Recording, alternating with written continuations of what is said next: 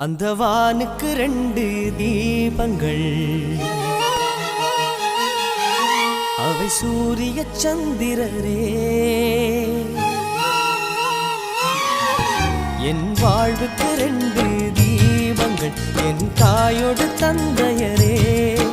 அந்த வானின் தீபம் 2ம் இல்லை என்றால் இந்த மண்ணில் உயிர்கள் இல்லையே.